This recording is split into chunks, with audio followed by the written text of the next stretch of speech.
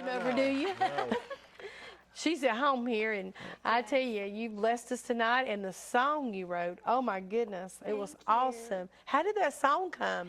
Well, the first song, "Strong," is one that I wrote, I love and then that. the "Show Me Your Ways," and then this last one, the "Never Cease to Speak." That was a hymn that actually took a few years to write. I started writing it when I was in college, and it just kept slowly building and changing, and so I would write a little bit on it, and then I'd leave it alone for a while, and then something else would come, and I'd just kind of keep building on it. Then I'd go back and change, and so it just kind of built up over the years, and now finally it's gotten to the point where it's finished, and we're starting to, and now it's going to be on my new EP. That's great. So I'm really excited about it. That's awesome. probably the one that I'm most excited about is that song. When you came over for a few minutes a while ago, we were just talking here.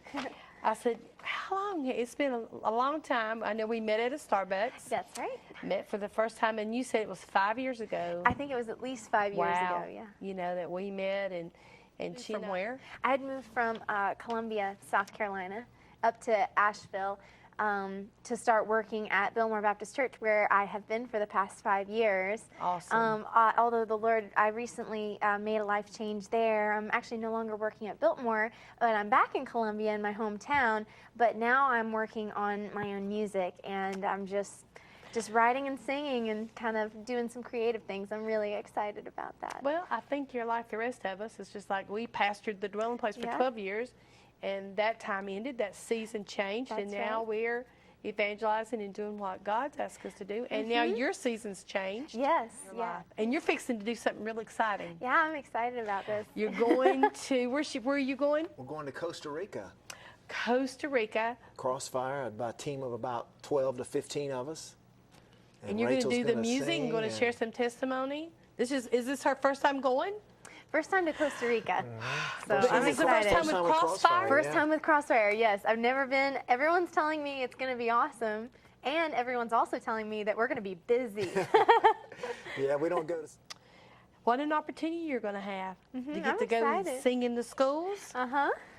Oh, and I'm excited because I've just had so many opportunities to start singing in Spanish. And what's funny about it is that I'm not a Spanish speaker, but I've just found myself in these situations, and so I've been like, okay, I'll learn something, and then I just kind of keep going. And then they were like, hey, come on back and do a concert in Spanish, and I'm going, I don't even speak. I don't know if I can do that, but I'm just excited to use a talent and a gift that God's given me to help and to be part of the team. So A God-given talent. Yeah. Amen. And not only do you have that God-given talent, but your whole spirit, your humbleness, you know, and you'll take that very spirit, she'll take that very spirit into those schools and everywhere you go, and she'll share that. Oh, I told her they're going to love her over there. I can see it now. Yeah. I'll have to beat the people off of her. I'm excited. It's going to be fun. And so there's a team. Talk Constitution. Go back and look at all the letters that our founding fathers wrote to each other, and everything was talking about God as our foundation. Amen. I'm reading a book called 1776, and the guy that wrote it, I don't think is a Christian, but it's just so amazing to me. I'm just reading these stories about the people that were just around George Washington. Like, if you just look at George Washington and who was around him and why he picked those men to be around him, it's just amazing. Like, just no one was in jobs that they were supposed to be in at all during that time. Like, and George Washington was really the only person that was even halfway close to being qualified for his position. Nobody else was. And yet some of these men just operated on such a level of bravery and a level of conduct that was just so far beyond what their capabilities were. It's just amazing to look back on it and see really the miraculous nature of our founding. And not all of them were even professing believers or Christians, but most of them would have believed in God.